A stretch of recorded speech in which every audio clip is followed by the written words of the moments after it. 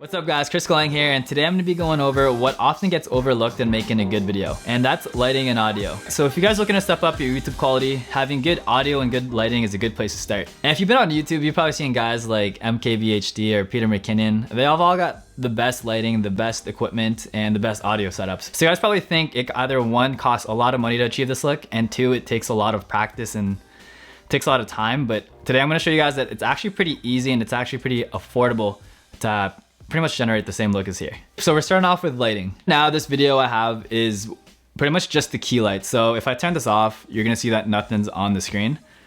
So traditionally, a lot of people, what they do is they have three lights. So they'll have the main key light, they'll have like a fill light, and then behind them they'll have, I guess, like a hair light. And the one I'm using myself is the Godox SL60W. And that one costs about, I wanna say, $160, I believe. And I have a newer softbox on it, and that one costs about $80.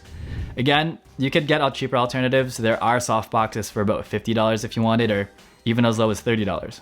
And in terms of the position of the lighting, you want to get it 45 degrees from the camera or from you. This kind of just helps add shape to your face, because as you can see now, there's kind of like shadows here. It's like more three-dimensional as opposed to if the light was straight on. So once you have your key light set up, you can see it's just on here, and the other side's a little bit dark. So what I do to introduce more light is use one of these guys, and this is I guess a reflector. But what you could do is just use one of those foam boards you get from the dollar store. And they pretty much just work the same way. That helps direct light and bounce it off to your face. So right now, as you can see, there's a little bit more fill on the right side of my face. This kind of helps make it look a little more balanced, I guess you could say. And right now is just what it looks like without it. So once you have like the two setups, you get the fill light, you get the key light, I pretty much introduce one thing right there, and that's just a little hair light I have, or a practical light. What this does is it helps illuminate the back of your head, so it just adds another element to like the video quality itself. So this is what it looks like with it, and then that's what it looks like without it. So once you get the three lights set up, you're almost there. Lighting is just one part of the equation. So what you want to do now is make sure you have a proper audio setup. And right now for this video, I'm using the main mic I use, which is, I don't know, a D3 Pro, I believe it's called.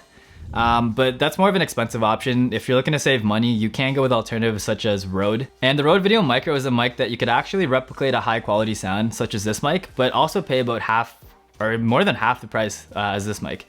So the Rode is about $60 compared to this one for about, I think, $250.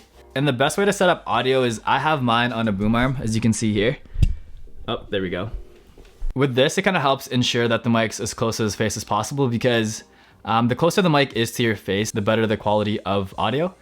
And so by having the boom mic pretty much right above my head, this kind of helps enhance the audio quality as opposed to if it was on the camera. And right now I switched over to the Rode Video Micro, and as you can see, it's almost comparable.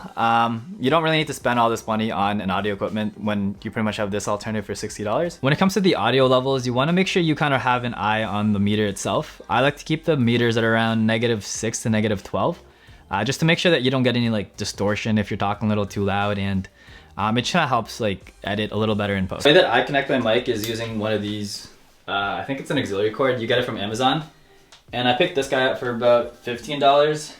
Which isn't too bad, because the cords that they give you, the one with the Rode, it kind of looks like that, so you wouldn't be able to reach the camera from this far.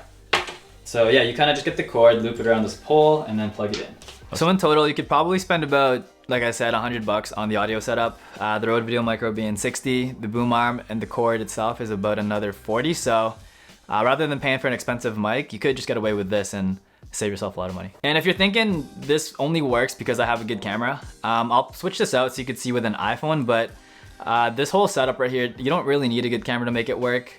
The key to good video, I think, is if you just have the proper lighting, the proper audio, because you could have the most expensive cameras. Like there have been videos I've filmed before and like it just turns out horrible, you know, like regardless of the camera I'm using. So having good audio and lighting conditions definitely help when you're trying to make a high quality video. Okay, now switching over to the iPhone here. I'm shooting on the iPhone 12 Pro Max, and I'm just trying to show you guys that you don't need an expensive camera to do this. You could use your cell phone itself. So yeah, the same thing, the mic's up here. The light's all set up, and yeah. So if you made it this far and followed all these steps, you should have a much better looking video and a much better sounding video.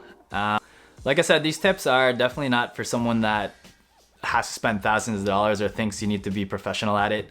I'm achieving all of this on like a $400 budget, so I'm giving you all the information here. You don't have to do too much research, and hopefully this helps. That's pretty much the end of the video there. Hopefully you guys were able to learn something. Hopefully you're able to improve your lighting quality, your audio quality, and overall just your videos in general. So if you found it useful, let me know. Let me know if you hated it. Give a thumbs down if you hated it as well. And yeah, fuck, that's it. Crap, sorry, I forgot to tell you guys to like and subscribe. So all I said was a thumbs down if you like it, but if you did like it, thumbs up, comment, subscribe. I think that's all they do, right? Yeah. Don't thumbs it down. Yeah, don't thumbs it down. Please don't. Please don't.